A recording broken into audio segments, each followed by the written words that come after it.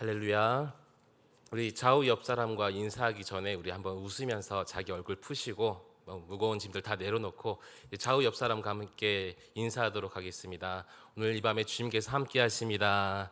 은혜 받으십시오. 감사합니다. 오늘은 내가 약한 그때의 강함이라라는 제목으로 하나님 말씀 선포하도록 하겠습니다. 이 동물의 왕국이나 내셔널 지오그래픽 이런 동물 관련 프로그램을 우리가 한 번씩 보곤 합니다. 이 동물들이 먹이를 차지하거나 짝짓기 처리되어서 이 굉장한 경쟁을 많이 벌이죠. 경쟁 가운데 싸움을 하기도 하는데 양이나 염소 같은 동물들은 서로 이 후진을 해서 갑자기 전진하면서 서로의 머리를 부딪히는 박치기 형태로 이 싸우는 경우도 있습니다. 또 어떤 동물들은 자신의 몸을 부풀리기도 하지요. 자신이 강하다는 것을 과시하기 위해서 그렇게 행합니다. 보거가 그 대표적인 예인 것 같습니다. 잡히면 보고는 자신의 몸을 크게 부풀립니다.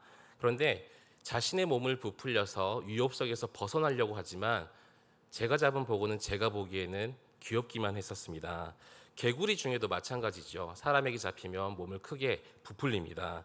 코브라도 평소에는 이 목이 가느다란데 위협을 당하거나 공격하려고 할 때 자신의 목을 넓게 펼치는 이 모습을 또한 우리가 볼 수가 있습니다.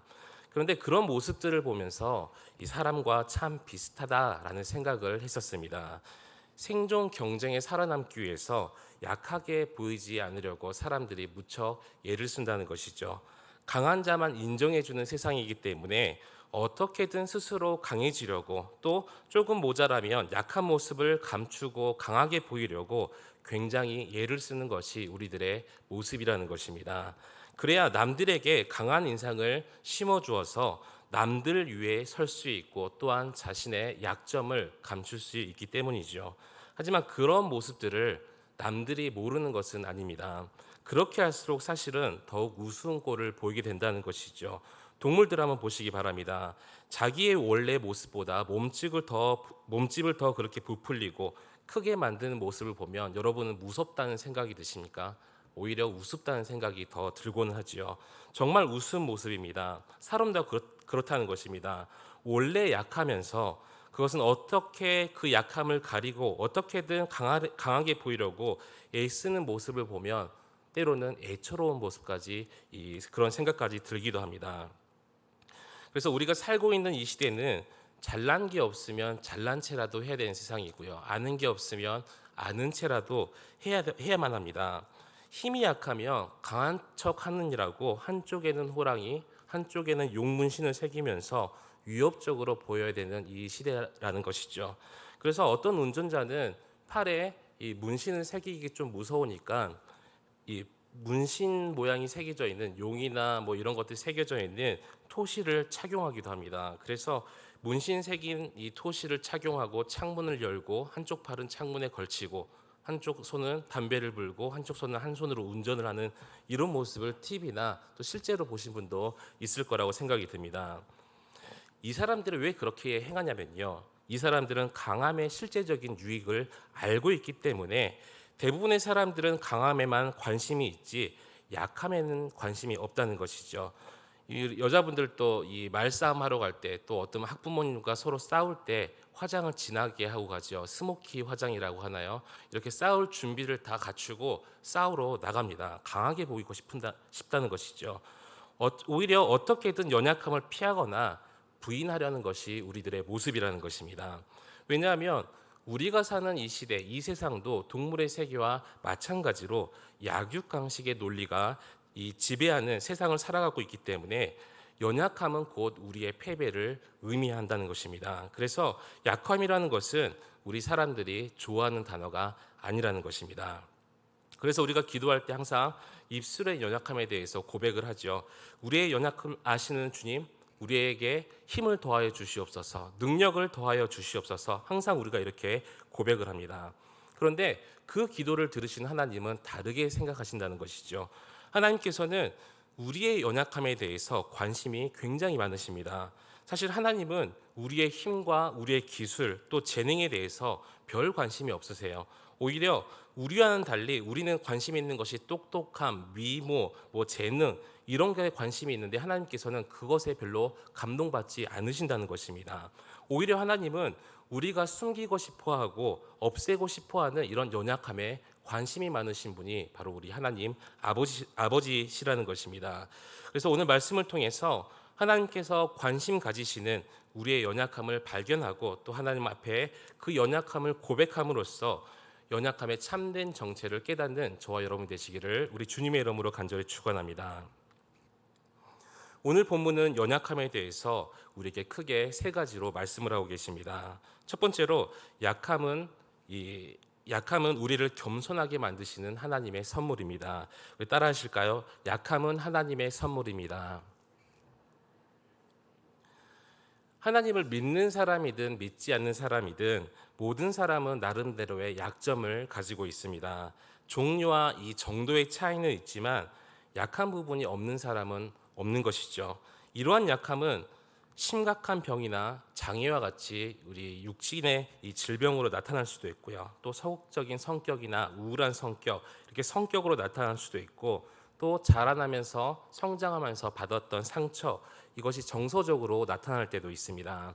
또한 연약함은 이 적대적인 부모나 또 문제 있는 자녀나 갈등이 있는 이 갈등 관계에 있는 배우자, 이런 관계일 수도 있고, 또 선천적으로 자라지 못하는 재능과 관련된 것일 수도 있습니다. 그러나 그런 약함이라는 것은 죄를 의미하는 것은 아닙니다.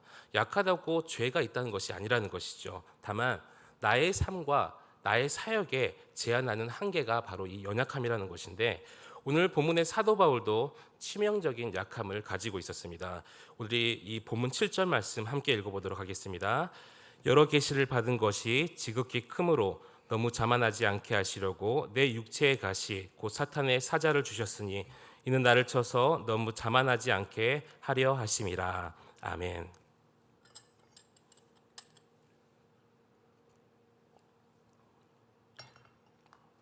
오늘 본문 말씀에서 이 사도 바울은 자신의 약함을 가리켜서 내 육체의 가시 이렇게 부르고 또 사탄의 사자라고 부릅니다. 학자들마다 이 가시에 대한 의견이 조금씩 다른데 어떤 사람들은 이것을 간질병이라고 이야기를 하고요. 그래서 말씀을 전하다가 갑자기 눈이 뒤집어지고 입에 거품을 물면서 쓰러지는 발작하는 그런 간질병이다 이렇게 이야기하는 학자도 있고, 또 다른 학자들은 이것은 심각한 눈의 질병, 눈병이다, 시각적인 장애가 있다 이렇게 말하는 학자도 있습니다. 또 어떤 학자들은 죄책감이나 우울증이나 또 언어 장애라고 추측하는 학자들도 있습니다. 그래서 크게는 간질병 혹은 이 눈병이라고 보는 견해가 많은데, 그것이 무엇이었던 간에 사도 바울에게 이 연약함이라는 것은 너무나도 고통스러운 것이었습니다. 그래서 바울은 계속해서 치는 것, 이는 나를 쳐서라고 말씀하고 있는데, 이 가시라는 것을 우리가 문자적으로 해석을 하면 애리하고 뾰족한 나무 조각이라는 뜻을 가지고 있습니다. 우리가 작은 이 나무 조각이 손에 박히기만 해도 얼마나 아픕니까? 부어오르고 때로는 그것이 골마서 상처가 생기기도 하죠. 그런데 이러한 예리한 나무 조각이 몸에 계속 박혀 있다면 얼마나 아프고 사는 내내 얼마나 힘들겠습니까? 이 교육자 수련회를 가기 전에 샤워를 하고 기분 좋게 양말을 신었습니다. 양말도 이제 뽀송뽀송하고 기분이 되게 좋더라고요. 양말을 신고 걷는데 갑자기 발 뒤꿈치가 따끔거리는 거예요. 양말을 벗고 확인했어도 아무런 이상이 없습니다. 그런데 계속 따끔거렸습니다. 얼마나 신경이 쓰던지 하루 종일 이 교육자 수련회 기간 동안 계속해서 따끔거리면서 신경 쓰였던 그런 기억이 있습니다. 보이지 않는 작은 가시에도 아파하고 신경 쓰면서 이렇게 고생을 하는데, 오늘 본문의 사도 바울은 얼마나 괴로웠던지 이 육체의 가시에 대해서 사탄의 사자 이렇게 부르는 것을 보면 더욱 분명히 우리가 알 수가 있습니다. 이 연약함은 바울을 아프게 하고 해치는 사탄의 사자라고 바울은 여겼던 것이죠. 그런데 만약 자신의 이 연약함에 대해서 바울이 사탄의 사자, 나의 연약함, 나의 고통이라고만 생각했다면 바울은 평생 자기의 가시, 자기의 이 연약함들을 원망과 이 고통 가운데 평생을 살았을 것입니다. 그런데 바울은 자신에게 주어진 이 연약함이 이 하나님께로부터 주어진 것임을 깨닫게 되었습니다. 자신에게 이런 가시들, 연약함을 허락하신 분이 바로 하나님임을 인정했다는 것이죠.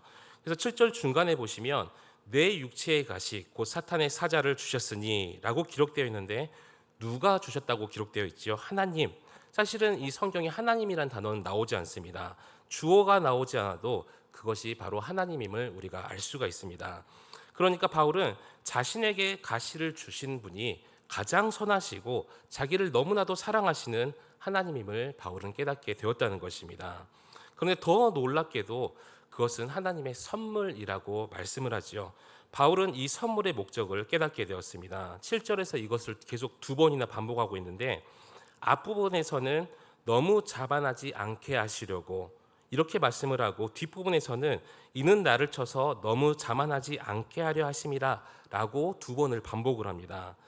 이 사실 바울이라는 사람은 여러분도 잘 알다시피 보통 사람이 흉내내지 못할 정도로 굉장한 사람이었습니다. 빌립보서 3장에 보면 남들이 이 자꾸 인간적인 자랑을 해서 자기도 말하는데 자기가 이 정도 되는 사람이야 라고 바울이 자신에 대해서 쭉 설명을 합니다. 빌립보서 3장 5절부터 6절 말씀에 나는 8일 만에 할례를 받고 이스라엘 족속이요 베냐민 지파요 히브리인 중에 히브리인이요 율법으로는 바리새인이요 열심으로는 교회를 박해하고 율법의 의로는 흠이 없는 자라. 요즘식으로 말을 하면요, 나는 부잣집 자식이고 최고의 명문 학교를 나오고 최고의 학위를 가지고 있고 박사학위 몇 개 가진 사람이야 라고 설명한 것과 똑같습니다. 그렇게 대단한 사람인데도 불구하고 그런 것들을 자랑하지 않고 어떻게 고백하자면 3장 7절부터 8절 말씀해 보니까 그러나 무엇이든지 내게 유익하던 것을 내가 그리스도를 위하여 다 해로 여길 뿐더러 또한 모든 것을 해로 여김은 내 주 그리스도 예수를 아는 지식이 가장 고상하기 때문이라. 내가 그를 위하여 모든 것을 잃어버리고 배설물로 여김은이라고 말씀을 하십니다. 모든 자랑들을 다 배설물처럼 버려버렸다고 하시죠. 뿐만 아니라 나중에 예수님을 만난 후에는 영적으로 엄청난 경험들을 했었습니다. 오늘 본문에서만 봐도 놀라운 영적 체험을 하죠. 1절부터 4절 말씀 제가 읽도록 하겠습니다. 무익하나마 내가 부득불 자랑하노니 주의 환상과 계시를 말하리라. 내가 그리스도 안에 있는 한 사람을 아노니 그는 14년 전에 셋째 하늘에 이끌려간 자라. 그가 몸 안에 있었는지 몸 밖에 있었는지 나는 모르거니와 하나님은 아시느니라. 내가 이런 사람을 아노니 그가 몸 안에 있었는지 몸 밖에 있었는지 나는 모르거니와 하나님은 아시느니라. 그가 낙원으로 이끌려가서 말로 표현할 수 없는 말을 들었으니 사람이 가히 이르지 못할 말이로다. 아멘. 엄청난 환상과 엄청난 계시, 영적인 체험들로 인해서 이 사도 바울은 자칫 잘못하면 영적 교만에 빠질 위험에 처해 있었습니다. 성경 전체를 보면 이 교만에 대해서 많이 경고를 하고 계시죠. 교만은 넘어짐의 앞잡이요 멸망의 선봉이라고 잠언에서도 우리에게 말씀을 하고 계십니다. 바울은 그 교만의 위험을 캐치하지는 못했지만 하나님께서 그 바울의 상태를 보셨고 그에게 가시를 주심으로써 이 바울을 교만의 위험에서 구해내셨다는 것이죠. 교만이라는 것은 정말 위험한 것입니다. 하나님은 교만한 자를 그래서 사용하지 않으시죠. 하나님은 교만한 자를 사용하지 않으실 뿐만 아니라 교만한 자를 대적하신다고 성경은 기록하고 있습니다. 온 우주 만물을 다스리시고 인간의 생사화복을 주관하신 하나님을 대적한다면 그보다 더 위험하고 큰 일이 또 어디 있겠습니까? 그런데도 우리는 우리의 모습을 돌아보면 얼마나 그 교만이라는 것에 빠져 있는지 모릅니다. 남들보다 조금만 잘난 것이 있어도 우쭐하고요 스스로를 높이는 우리의 모습들을 볼 수가 있지요. 그러나 성경은 교만이 패망의 선봉이라고 분명히 우리에게 경고의 말씀을 주십니다. 예전에 저 고등학교 때인가요? 타이타닉이라는 영화가 있었어요. 제가 영어를 굉장히 열심히 해보겠다고 자막을 가리고 타이타닉을 비디오로 40번 넘게 보았던 기억이 있습니다. 그 영화를 보는데 제가 기억에 남는 대사가 있었어요. 타이타닉호가 첫 항해를 시작하기 전에 이 사람들이 이렇게 이야기를 합니다. 이 배는 하나님도 침몰시킬 수 없는 배다. 얼마나 큰 교만입니까? 그런데 어떻게 됐습니까? 하나님이 아니라 일개의 빙하에 부딪혀서 그렇게 큰 타이타닉호가 침몰했습니다. 왜 그러냐면 바로 교만 때문이라는 것이죠. 교만 때문에 이 구명정이나 이 조끼 같은 것도 충분히 준비하지 않고 절대 나는 이 배는 침몰하지 않을 거야. 사람들의 거듭되는 경고와 이 신호에도 귀 기울이지 않았다는 것입니다. 그러다가 빙산에 부딪혀서 구멍이 나서 그 배는 결국 침몰하고 말았습니다. 하나님은 우리가 이 타이타닉호처럼 교만 때문에 영적으로 침몰하는 것을 원하시지 않는다는 것이죠. 하나님은 우리가 계속 하나님을 의지하면서 겸손히 하나님의 인도하심을 받기를 원하신다는 것입니다. 하나님은 우리를 계속 교만하지 않은 상태에서 하나님을 의지하는 상태에서 사용하고 복 주시기를 원하시는 분이십니다. 놀랍게도 이 연약함이 하나님의 복을 누릴 수 있게 만드는 하나님의 이 선물이라는 것입니다. 그래서 지금 우리가 어떤 연약함이 있더라도 또 그 연약함이 나를 괴롭히고 일지라도 우리가 힘들어하고 낭망하는 것이 아니라 연약함은 우리에게 허락해 주신 가시를 주시는 하나님의 그 목적을 생각하면서 오히려 하나님의 선물을 받아서 하나님의 뜻을 이루며 하나님께서 예비하고 계신 그 복을 받을 수 있는 저와 여러분이 되시기를 우리 주님의 이름으로 간절히 축원합니다. 오늘 본문은 두 번째로 이 연약함은 기도를 통해서 하나님의 능력과 은혜를 경험하게 해주는 도구라고 우리에게 말씀하고 계십니다. 그런데 우리가 오해하면 안 되는 게 있습니다. 가시는 즐거운 것이 아니죠. 가시를 헬라어로 스콜롭스라고 하는데 이 고전 헬라어 문헌에 보면 이 스콜롭스라는 단어는 이 공격자를 뾰족한 것으로 찌르기 위해서 이 요새 주변에 배치되어 있는 또 구덩이 속에 이 숨겨져 있는 날카로운 막대기를 묘사하는 단어였습니다. 우리나라로 치면 예전에 그 동물들을 잡기 위해서 땅을 파서 죽창을 심어 놓는 그런 모습이라고 생각하면 되는데 상상만 해도 그 뾰족함 날카로움에 이 등골이 오싹해지고 아픈 정도가 아니라 심지어는 죽을 수도 있겠구나라고 우리가 생각해 볼 수도 있습니다. 바울은 분명히 이 자신의 가시를 즐기며 좋아하지 않았습니다. 자신의 연약함이 너무나 괴로웠기 때문에 그것을 없애달라고 하나님께 간절히 기도를 하죠. 8절 말씀입니다. 이것이 내게서 떠나가게 하기 위하여 내가 3번 주께 간구하였더니 아멘. 바울은 주님께 3번이나 기도를 했는데 이 기도했던 그 내용과 그 모습이 가벼운 기도가 아니라는 것을 우리가 생각해 볼 수가 있습니다. 우리 식사할 때 가끔 너무나 바쁘면 그냥 눈 깜짝깜짝 거리면서 하나님 맛있게 먹겠습니다. 감사합니다. 예수님 이름으로 기도합니다. 아멘. 이렇게 훌딱 지나가는 경우도 있죠. 이렇게 가벼운 기도가 아니라 목숨을 걸고 3번이나 기도했다고 우리에게 말씀하고 있는데 이를테면 30일 금식 기도와 같은 그런 이 간절한 기도였습니다. 제가 신대원 때 이 7일 금식 기도를 했었습니다. 이 졸업을 하기 위한 조건이기도 했었는데 그래서 이 몸이 좋지 않아서 약을 어쩔 수 없이 먹어야 되는 전도사님들은 부득이하게 식사를 했었습니다. 그런데 식사를 하시는 전도사님들이 식사를 하고 이제 금식하고 있는 다른 전도사님들에게 미안하니까 이 몸을 다 털어내고 양치질까지 다 깨끗이 하고 이 숙소에 돌아와요. 그리고 이제 한 구석에 앉아 성경책을 펼치고 성경책을 읽는데 그런데 그분들이 돌아오면 어떤 반찬에 어떤 식사를 했는지 거짓말 조금 보태서 어떤 양념이 들어갔는지까지 이 금식하다 보니까 엄청 예민해지지 않습니까? 다 알 수가 있는 거예요. 그래서 너무나 배고파서 고생했던 기억이 있는데 이 3일 금식, 7일 금식 한 번쯤 다 해보시지 않았습니까? 부흥회 때 예전에는 다 금식하면서 이렇게 지냈던 기억이 있는데 아무것도 먹지 않고 30일을 금식하면서 기도했다면 얼마나 힘들겠습니까? 이러한 강도로 하나님께 이 가시를 없애달라고 간절히 기도했던 사도 바울이었습니다.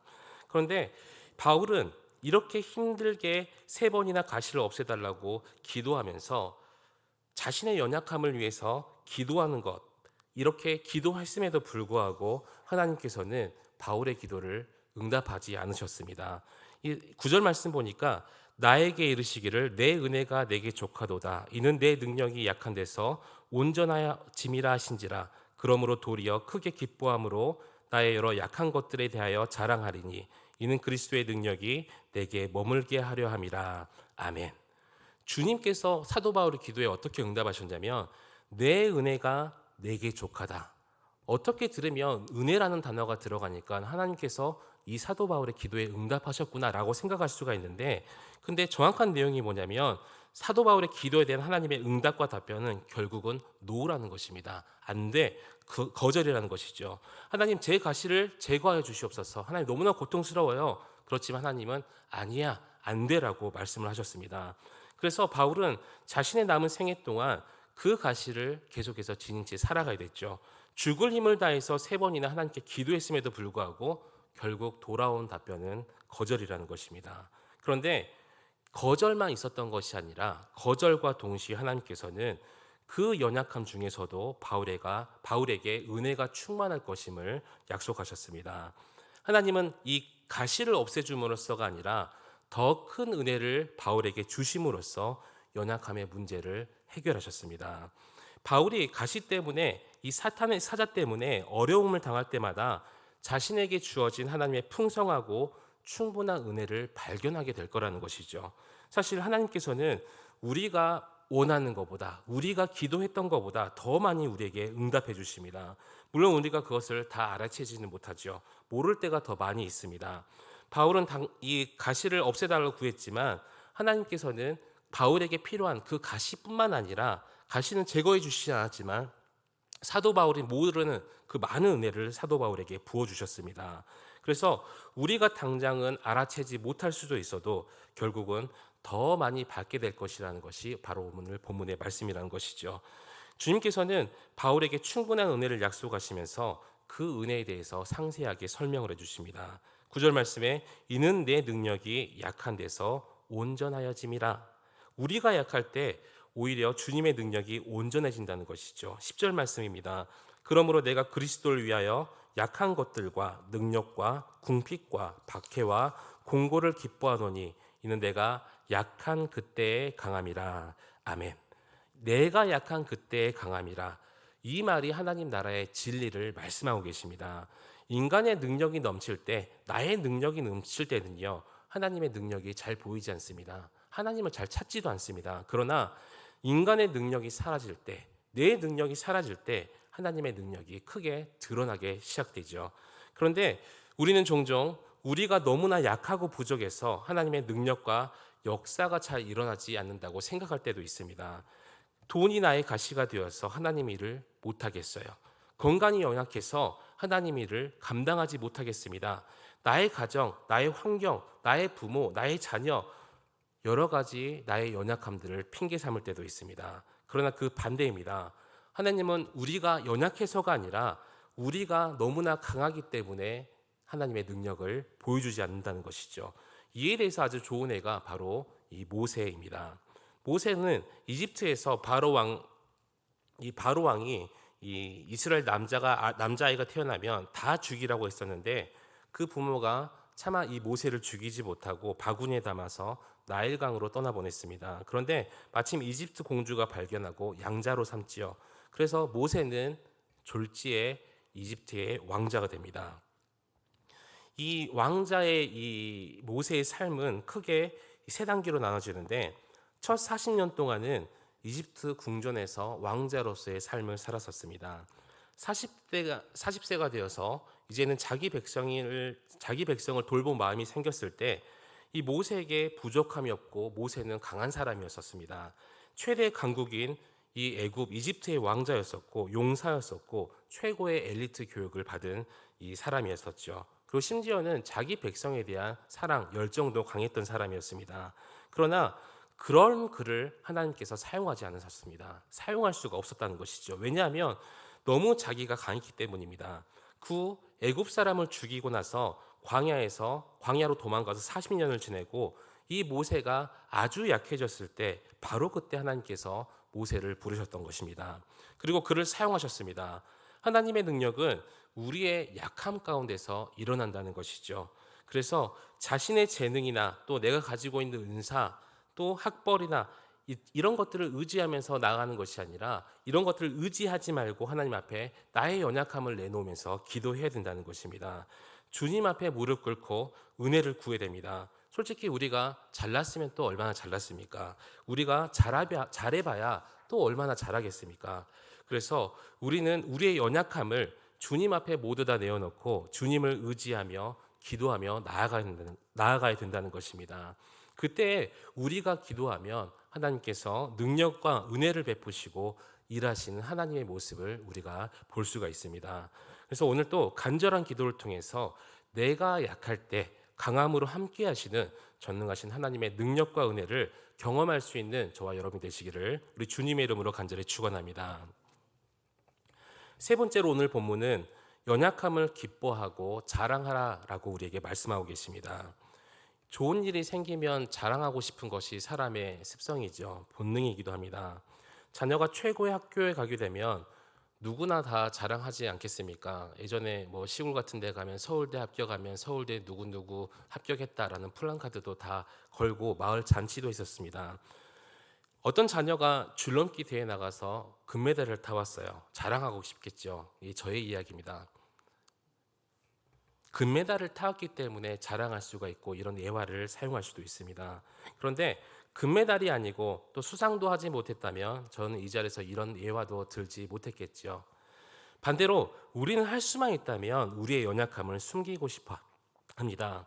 왜냐하면 우리는 우리의 연약함을 싫어하고 부끄러워하기 때문인데, 그런데 본문에서 이 사도 바울은 자신의 연약함을 기뻐하고 자랑한다고 말하고 있습니다.